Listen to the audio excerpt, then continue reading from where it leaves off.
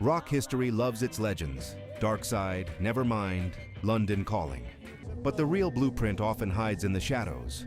Tonight, we're pulling the tape off 15 albums that quietly rewired everything, from motoric grooves and proto-punk meltdowns to the birth of post-rock. No hype, no nostalgia goggles, just the records your favorite bands stole from. You'll hear how GIs in Germany invented anti-pop, how homemade oscillators became synth rock, how hushed whispers beat arena shouts, and why these overlooked LPs still shape indie, punk, and electronic music today. If you've rinsed the classics and think there's nothing left to discover, this list will mess with your map. These aren't B-sides, they're the missing chapters. This is Rock Lore. Subscribe, hit the bell, and let's drop the needle on 15 rock albums that changed music forever, but nobody talks about them.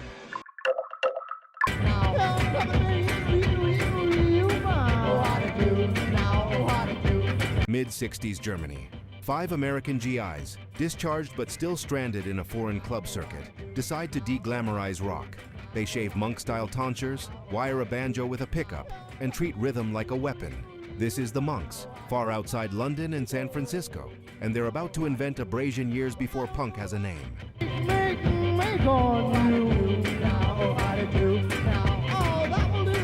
The album opens with a declaration of war.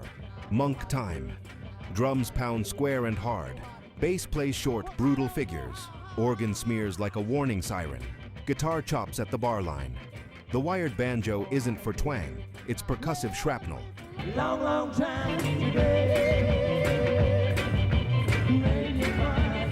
In 1966, when rock favored melody and mystique, the Monks choose minimalism and confrontation. Repeat the riff, strip harmony, push the beat forward. They anticipate punk's blunt language and krautrock's hypnosis in one move.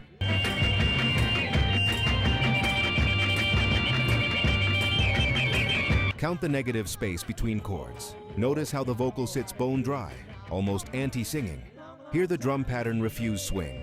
It's a locked march. That's the future of tension.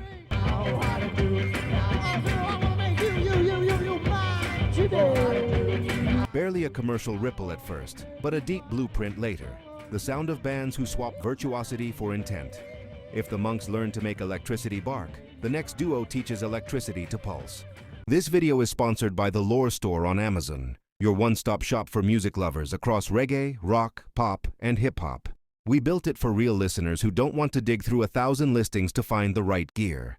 Inside the Lore Store, you'll find 5 aisles. VIP, top, battle-tested essentials. Headphones, turntables, speakers, gig-safe earplugs, smart speakers. Reggae vibe, roots and lovers. Rock made easy. Automatic decks, warm bookshelf speakers, vinyl care. Rock lore, classic rock must-haves. Open back cans, simple amps, living room concert vibes. Pop lore, feel-good everyday setups, clean, clear speakers, easy streaming, nostalgia-friendly picks. Hip-hop must-haves, punchy bass without the muddle, closed-back headphones and living room systems that handle low-end, plus a rotating crate of old album vinyl if you're rebuilding a 60s-90s collection. Every product page tells you who it's for, 3 pros, 1 con, and why we picked it. So you can choose with confidence. Flying soon? Check. VIP for noise canceling that tames plane roar. Mostly listening at home? Try open-back headphones that let live albums breathe. Want instant gratification vinyl? Our fully automatic turntable is 1 button from silence to music, and the record cleaning kit knocks down crackle so the bass tightens up. Headed to shows? Grab high-fidelity earplugs. Hands-free at home? Our smart speaker picks let you say, play 70s reggae or classic pop, and you're there. Deal alert! If you use the link in the description, you'll land on our curated picks with current best available Amazon pricing and active discounts where applicable. Prices change, so buy now to lock in today's deal. Tap the link in the description, pick your aisle, grab a favorite, and tell me which category you want me to build next. The Lore Store. Listen better, with gear that gets out of the way and lets the music live.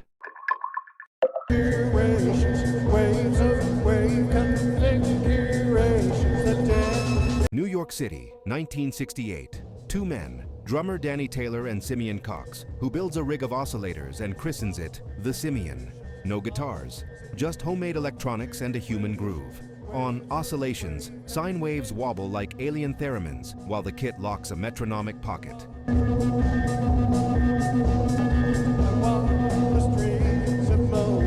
Vocals float, dry and direct. The songs are motivic loops, not verse-chorus showpieces. They plant a flag for electronic rock years before its mainstream, bridging psych, minimalism, and future synth pop. The lesson: a song can be a circuit.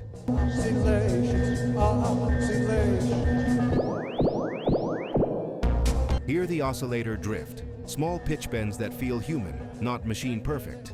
The drums never overplay, they make the machine dance.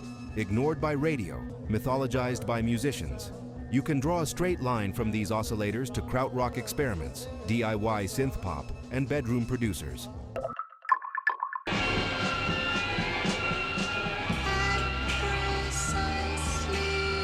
Composer Joseph Bird assembles a group of experimental players and singer Dorothy Moskowitz. The toolkit: tape collages, ring modulators, electric violin, keyboards, no guitars, and a taste for the political avant-garde.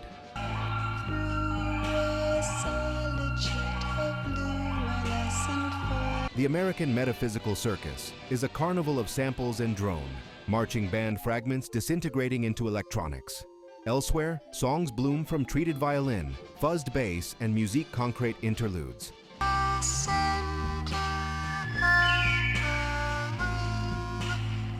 They prove rock energy can live outside guitar heroics. Texture becomes hook, arrangement becomes argument. Art rock and experimental pop take notes. The ring mod tearing on sustained tones, the way voices stack like political pamphlets being stapled. Percussion that feels assembled from a lab, not a garage.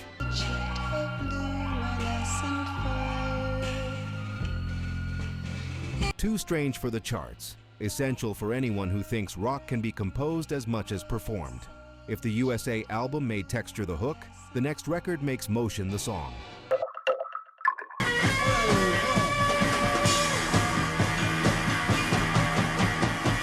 Dusseldorf, post-Kraftwerk duo. Michael Rother and Klaus Dinger connect with producer Connie Plank. Their thesis: point the car forward and never lift your foot. Call it motoric. The 10 minutes of Hallo Gallo are a study in propulsion. The Dinger beat, boom chuck, unbroken. Bass a gentle conveyor belt. Guitar and keys painting passing scenery. They invent a grammar of forward motion, repetition that transforms from monotony to trance. Bowie, Eno, Stereolab, post-rock, all draw fuel here.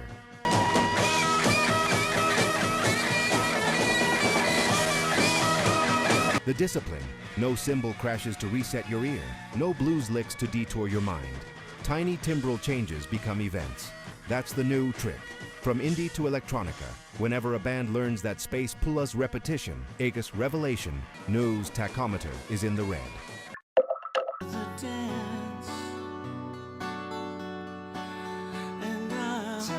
Memphis, Ardent Studios. Big Star's momentum is gone. The band itself is a rumor. Alex Chilton and drummer Jody Stevens work with producer Jim Dickinson on songs that sound like the night after the party.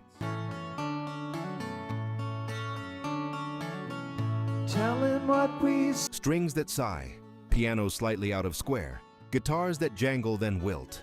Kangaroo feels like a room with one lamp on. Holocaust is a slow exhale you can't interrupt. The studio becomes a diary, not a stage.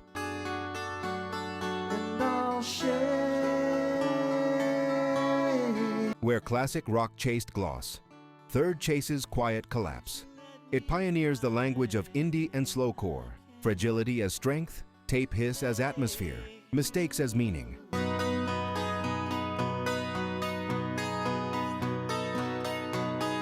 The air around the voice, the unpolished edits that leave fingerprints, string arrangements that caress but never rescue. Emotion isn't sung at you, it leaks through the mix. Not a hit, but a handbook. From Elliott Smith to 90s college rock, the idea that vulnerability can be the loudest instrument lives here. All right. I'm riding on a midnight train. Brisbane, 1977. A band from a humid, isolated city detonates in parallel with London and New York. I'm Stranded isn't a postcard from the UK first wave. It's proof punk was a temperature, not a postcode. I've got no direction, and I'm stranded on my own. And without you, play the man thing I can't do. You lost your mind stuck in a way. Chris Bailey's vocal comes half sneer, half yell. Ed Kwepper's guitar is a siren that never winds down. The rhythm section pitches the whole thing forward like a bike with no brakes. The DIY single forced London tastemakers to pay attention. The album that followed kept the velocity and lived in menace. On my own. Stranded far from. Notice how the guitars refuse polite chug. Every chord is an impact, every break a lurch. In a year defined by new from the UK, US, this quietly widens the map. Punk was already there, sweating through the walls on the other side of the world.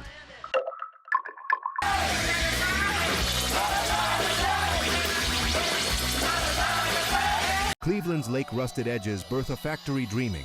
The modern dance opens with a pop feint and then fractures into overdriven overtones and ricocheting noise. Elsewhere, negative space feels radioactive.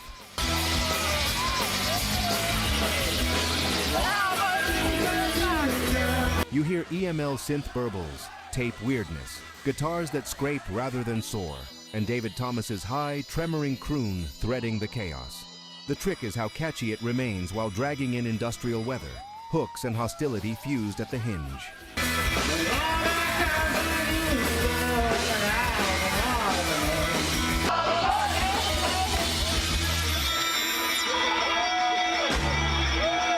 If punk blew the door off, Pere walked through and rearranged the room.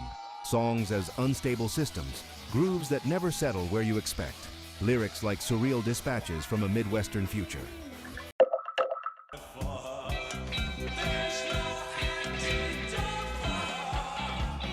Bristol, 1979.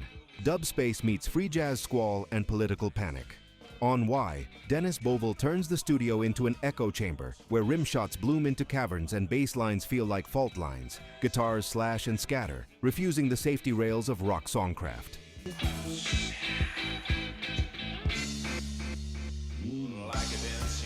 Mark Stewart preaches over a rhythm section that staggers and lunges. This is purposeful rupture, not chaos for its own sake, but a dismantling of architecture so a different truth can fit in the room.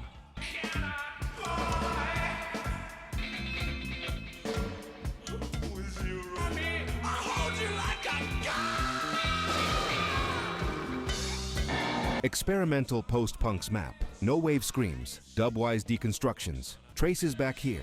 The groove survives the explosion, and the politics ride the groove. You know, bro, there's just something special about the sound of a classic rock album on vinyl.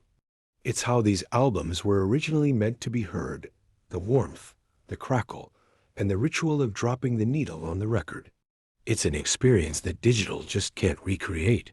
And if you've ever wanted to dive into that classic vinyl sound, but didn't know where to start, I've got you covered.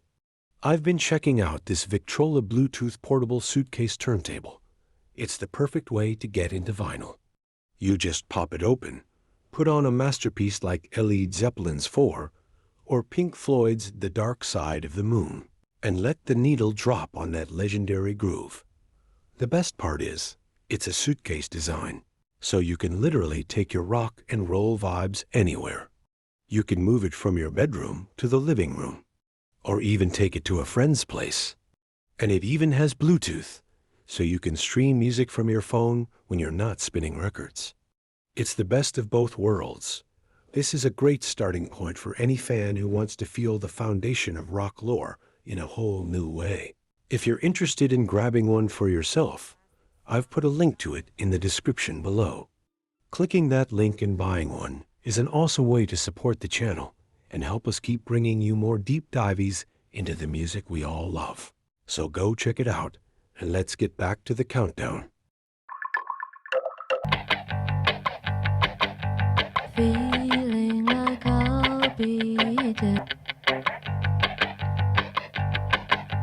blind as the face, Cardiff, 1980. The volume drops to a whisper and the floor seems to widen. and I hope to be sound. Colossal Youth refuses to fill the air. Alison Staton sings just above conversation.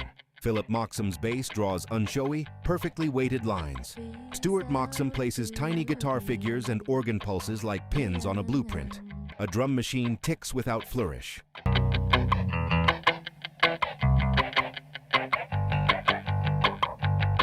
Space does the expressive work. Instead of choruses that lift, these songs narrow, and the tension becomes exquisite. Decades of indie learn you can swap distortion for negative space and still command a room. Minimal isn't unfinished here. It means every element carries meaning because there's nowhere to hide it.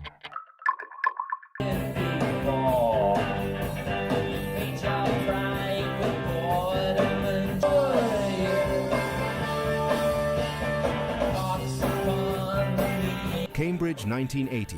Psychedelia grows teeth. Underwater moonlight sharpens 60s jangle into something bright and barbed. Robin Hitchcock's surreal humor, riding Kimberly Rue's serrated leads.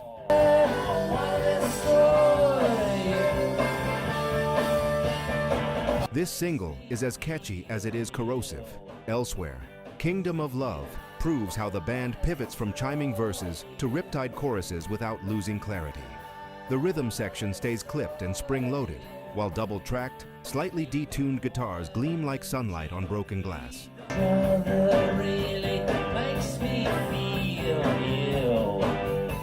This is the bridge record, Psychedelia retuned for the college rock underground, feeding a lineage through the 80s jangle boom and 90s alternative, where melody and bite stop pretending they don't need each other.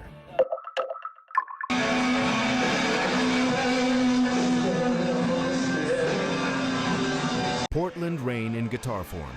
Greg Sage writes songs that feel like weather fronts, tense, driving, and relentlessly melodic. Is this real? Moves with a forward lean, the kind you can't quite relax into, because every downstroke feels like it could tip.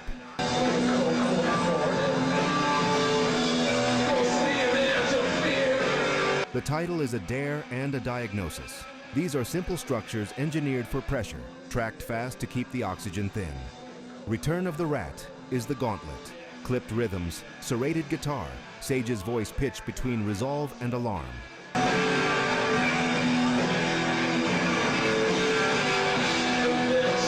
What makes the record endure isn't just velocity but design. Chord shapes that carry hooks inside the distortion, drum figures that pivot without showmanship, lyrics that read like notes tacked to a basement wall.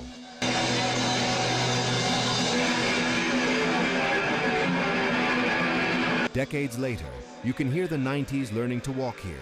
Nirvana and the Pacific Northwest scene, borrowing the blueprint of tension married to melody, urgency without bombast, catharsis earned one downstroke at a time.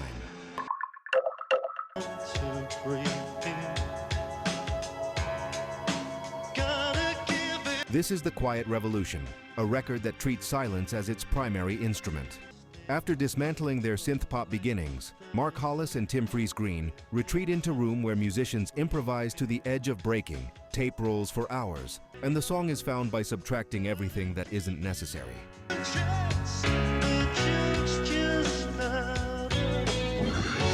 Laughingstock is patience, air, and restraint. Snare hits placed like punctuation, guitar harmonics hanging in the rafters, double bass breathing at the edges of audibility.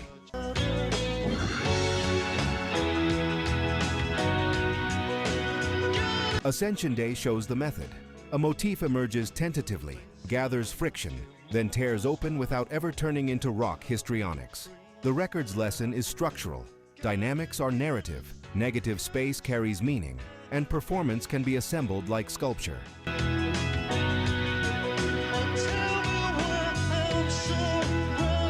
Entire post-rock lineages, Tortoise, Bark Psychosis, low-simmer experimental indie, absorb this grammar of tone and time, where what you don't play is the loudest choice.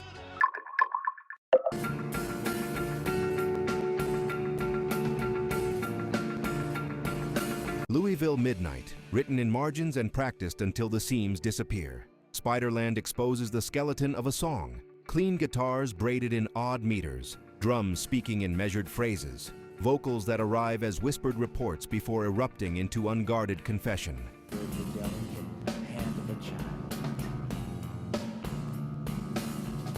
The power isn't volume, it's control.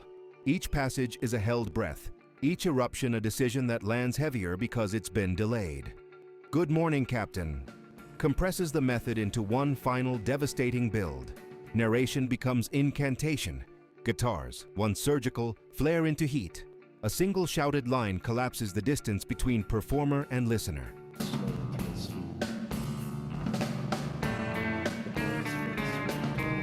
Recorded with almost documentary clarity, the album's austerity made it a cornerstone. Math, post-rock, learned its dynamics here. Slowcore borrowed its patience, and 1,000 bands discovered that 2 clean guitars and a drummer could rearrange your nervous system if they refused to rush.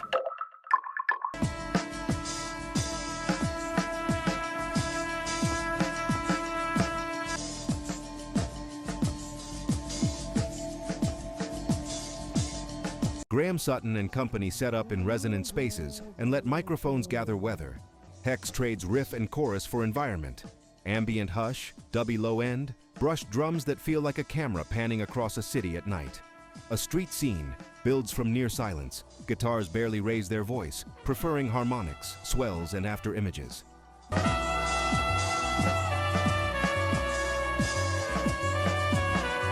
Here, arrangement is cartography. Strings and piano delineate districts. Bass draws the river that runs through them. Edits cut like streets crossing.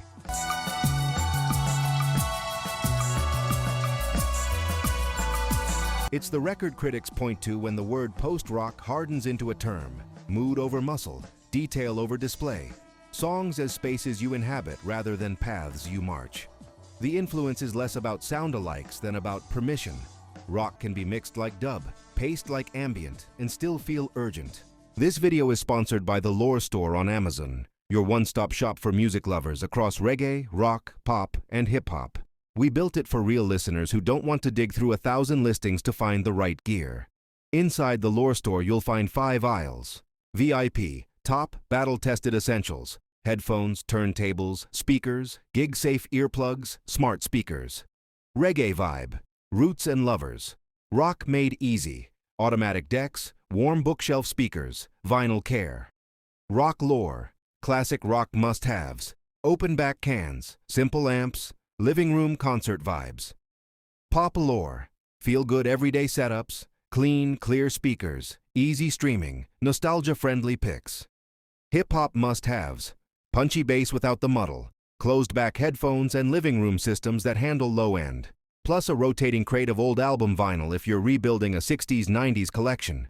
Every product page tells you who it's for, 3 pros, 1 con, and why we picked it. So you can choose with confidence. Flying soon?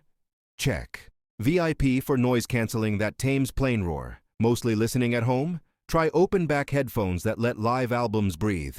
Want instant gratification vinyl? Our fully automatic turntable is 1 button from silence to music. And the record cleaning kit knocks down crackle so the bass tightens up. Headed to shows? Grab high-fidelity earplugs. Hands-free at home? Our smart speaker picks let you say, play 70s reggae or classic pop, and you're there.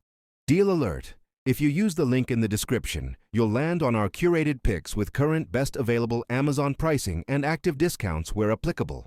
Prices change, so buy now to lock in today's deal. Tap the link in the description, pick your aisle, grab a favorite, and tell me which category you want me to build next. The Lore Store. Listen better, with gear that gets out of the way and lets the music live.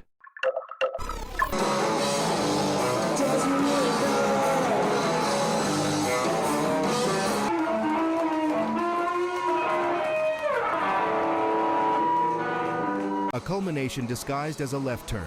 After a decade of taut post-hardcore, Unwound built their own studio and let the songs bloom into widescreen. Leaves turn inside. You is a double album that treats distortion, strings, mellotron, drones, and room tone as equal citizens. Crescendos aren't just louder, they're deeper, stacked in layers that crest and recede like weather systems.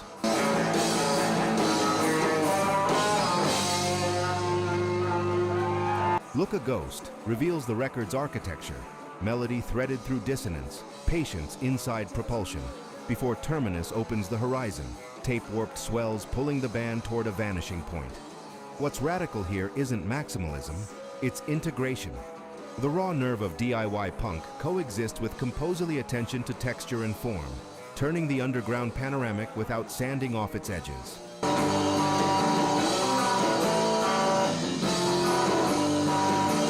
In the 2000s, countless artists chased this balance, world building on indie budgets, ambition measured not by gloss but by scope.